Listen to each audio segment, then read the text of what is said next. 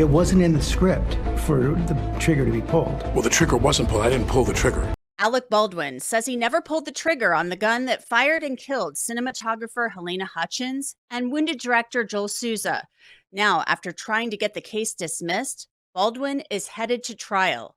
Thanks for joining me for Crime Fix. I'm Angenette Levy.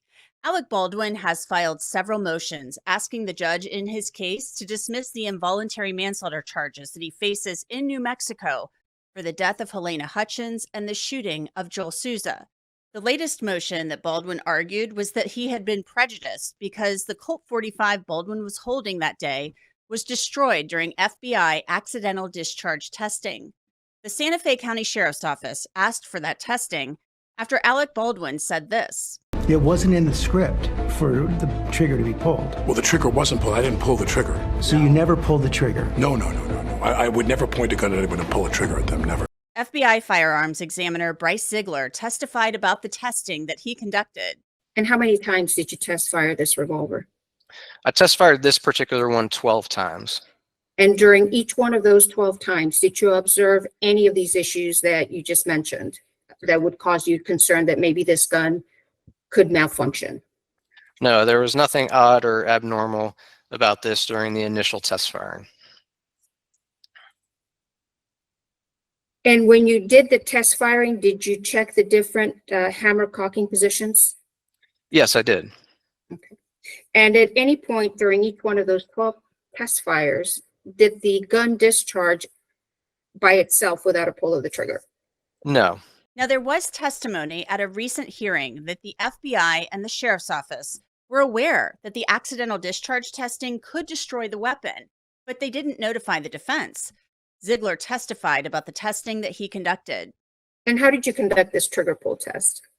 So essentially, if you picture a wire coat hanger, so I have a long wire with a hook on the top, and I would orient the firearm vertically, so the muzzle will be pointing straight up at the ceiling. I would hook this, essentially the coat hanger portion of the hook inside the trigger guard resting on the trigger, and then I kind of add static weights to the bottom of that wire.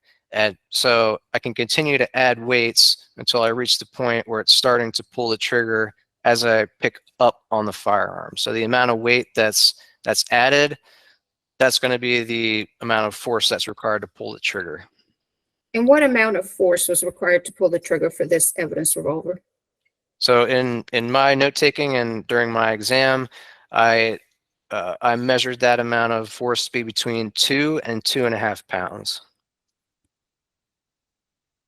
And what does that mean? Can you elaborate? Well, does it mean that it would take 2 to 2.5 pounds of force to pull that trigger? Somewhere in between those values, yes. Would that be considered what people call a hair trigger? I personally would not consider that to be a hair trigger. When I think of a hair trigger, I think of either very high performance hunting rifles, things of that nature, where the amount of force on the trigger, I don't have a specific number for you, but it's extremely light, where you just barely have to touch the trigger to fire the firearm. It's typically, you see them in hunting rifles.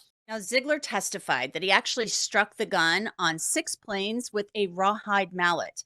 He was cross-examined by Alec Baldwin's defense attorney. Is it possible to know just by physically looking at a gun whether or not it's capable of malfunctioning? I would say no. And even if you've test fired in your laboratory into the little water bucket a bunch of times in that sort of stabilized environment, just because that works and there's not a catastrophic explosion of the gun or something like that, that doesn't mean that it's impossible that there's a malfunction, does it? That's correct. I can only tell you that it functioned normally during my testing. And you didn't at that point, before you went into the accidental testing that led to the destruction of the firearm, you didn't disassemble and look at the inside of the gun, did you? No, at that point, there was no reason for me to do so. Well, nobody asked you to. That's correct, but I also did not see anything that would give me cause to do so. And not only did you not disassemble it, but you obviously didn't disassemble it and take photographs or video of the inside. True? Prior to the accidental discharge testing? Right. That's correct. I did not do that. A firearms expert for the state had testified at a recent hearing about his thoughts on whether that accidental discharge testing was actually necessary. Mr. Haig, just to orient the court, you agree that the testing that the FBI and Mr. Ziegler did, the destructive accidental testing, was unnecessary in light of the circumstances of this case, correct? I would view it as unnecessary given the context of the case. Now, the prosecution contends there was really no prejudice to Alec Baldwin, in part because the gun appeared to be in fine working order before the testing occurred. Heard testimony from Officer Hancock, Corporal Hancock, who said this gun appeared perfectly fine. There seemed to be nothing wrong with it. You heard from Mr. Ziegler. When he received it at the FBI, the gun fired 12 times, just as designed. There was nothing apparently wrong with this gun. So the defense now comes and argues that this accidental discharge testing that led to the damage of some of these components deprived the defendant of this exculpatory evidence. Well, that's not the way the test works. The mere possibility that this destroyed evidence could have been tested, could have exculpated the defendant, is not sufficient to satisfy the first prong of Trombetta. The defense summed up its argument about why they believed Baldwin had been prejudiced. They had no ability to examine the gun before it was destroyed. So no one's accusing anybody of ethical misconduct on this one. That's at least not necessary for the legal test. What it means is that they had an awareness that this was potentially exculpatory. And instead of stopping and saying, well, what do we need to do here? Do we need to document this? Do we need to preserve this? They just went ahead and destroyed it. Judge Mary Marlowe Summer denied Baldwin's latest motion to dismiss, where he argued he was prejudiced because the revolver was destroyed during testing to see whether the gun could accidentally fire on its own. In the end, Judge Marlowe Summer said it would be up to the jury to decide what weight to give the gun being destroyed. She wrote, given the court's above assessment of materiality and prejudice, the court concludes that the state must fully disclose the destructive nature of firearm testing, the resulting loss and its relevance and import to the jury. The state must examine appropriate witnesses in such a manner as to achieve this disclosure. In addition, defendant remains entitled to cross-examination of the state's witnesses to further accomplish this remedy. Alec Baldwin was holding that Colt .45 revolver on October 21st, 2021 at the Bonanza Creek Ranch. Baldwin was practicing drawing the gun as cinematographer Halyna Hutchins and director Joel Souza set up for filming a scene. I want to take a quick second to tell you about the sponsor of this episode of Crime Fix. It's called TruthFinder.com. I've covered crime for a really long time, so I can tell you that TruthFinder.com is a great platform to research the people that you meet each day so you and your family can stay as safe as you can. I have a family, so I use TruthFinder for unlimited searches on people my family members interact with each day, especially my young son. I've covered way too many stories about sex offenders and other criminals to know that you can never be too careful. And TruthFinder will show you all of the sex offenders who live near you, which is really helpful.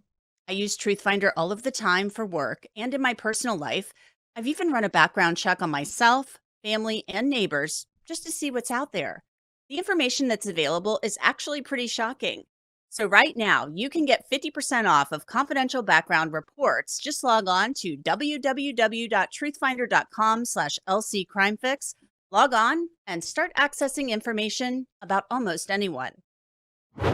I want to bring in Josh Ritter. He is a former prosecutor, currently a defense attorney, and host of Courtroom Confidential on YouTube. Josh, your thoughts on the judge denying Alec Baldwin's latest motion to dismiss in his case? I'm not really shocked. I mean, I know it's frustrating to the defense, and it was probably one of the strongest arguments they were going to make. But to get a dismissal out of this, I think is nearly impossible. Essentially, the argument that they're making is the prosecution are the stewards of the evidence. They're the ones who are, in charge of custody and control of that evidence and preserving that evidence for the defense if they want to test it. Here, in testing it, they destroyed it. And so the defense is saying this is an important piece of evidence, probably the most important piece of evidence, and you destroyed it so that we can't argue it ourselves.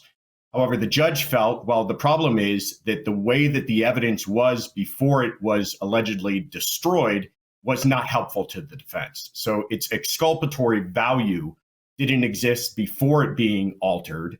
And they're going to let the defense just kind of cross-examine on all of this. So end of the day, it did not carry the day with the judge.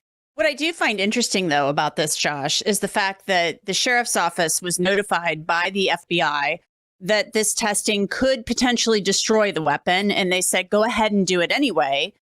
Bryce Ziegler, the firearms examiner who did the accidental discharge testing from the FBI, he said that he fired the gun. He examined it before he did this.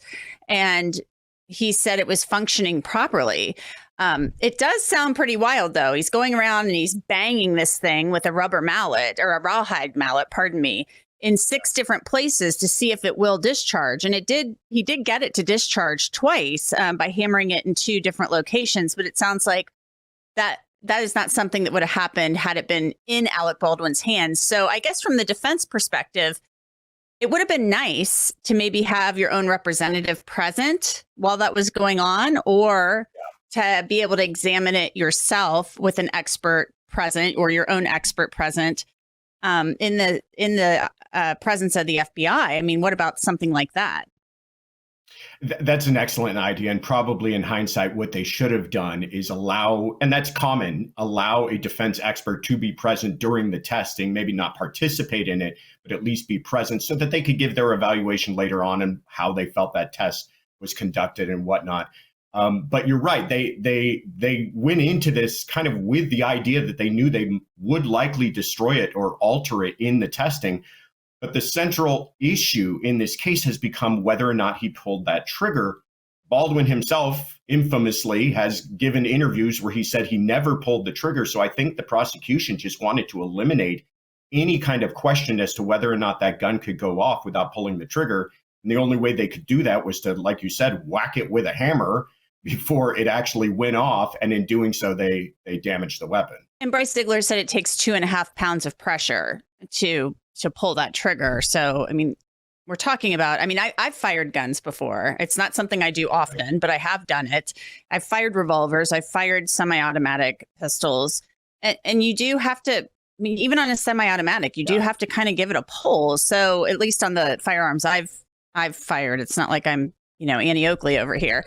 But I do think that this is going to be a key point of contention there. We've also, I've spoken to many people, armorers, things like that, many armorers who say, guns don't just go off. They don't do that, without you pulling the trigger. In your experience, you've been a prosecutor, you're a defense attorney. Have you ever seen a case where a gun just malfunctions in somebody's hands like that?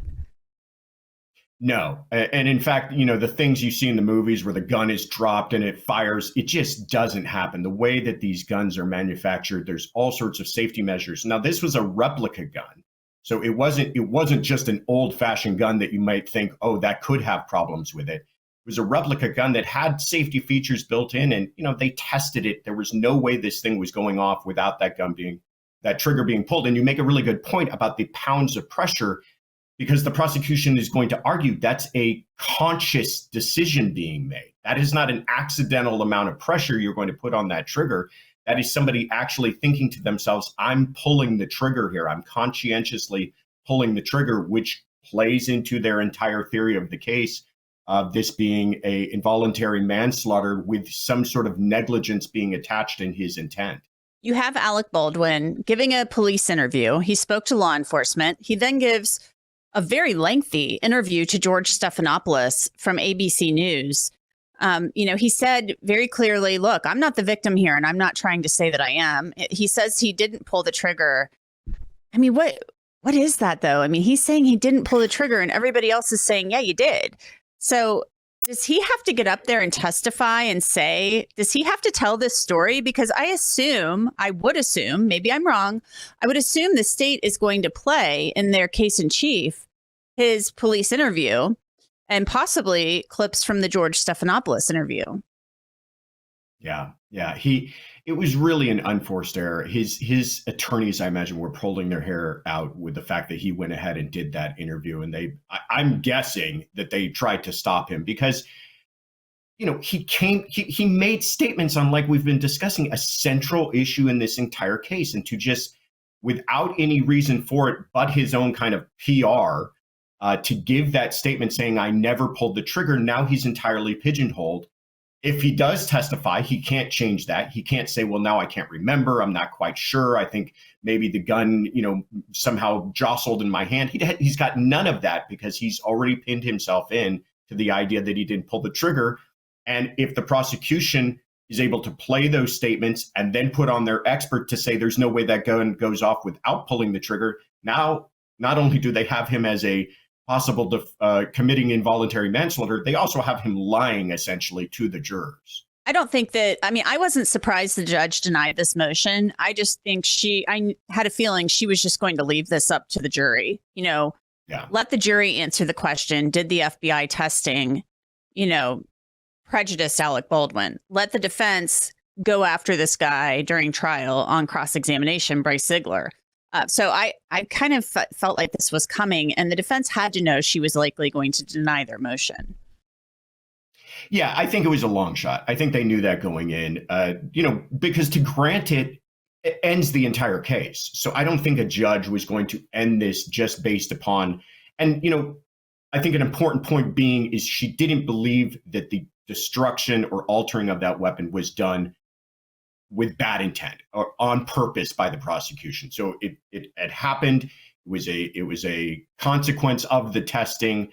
The gun wasn't exculpatory beforehand. All of that put together, she's just going to, they're going to cross-examine on it, and she'll allow them to do that for whatever value it has. But you're right. It's something that should proceed to a jury. And it will be up to the jury. It'll be interesting to see how all of this kind of unfolds at trial. This is going to be a different trial from Hannah Gutierrez-Reed, the armorer's trial. She's currently serving an 18-month sentence for her role in this. She's appealing that conviction. So we will be there, too, next week. I will be there covering this. So, Josh Ritter, thank you so much for coming on. I appreciate it. Thank you so much for having me. And that's it for this episode of Crime Fix. I'm Angenette Levy. Thanks so much for being with me. I'll see you back here next time.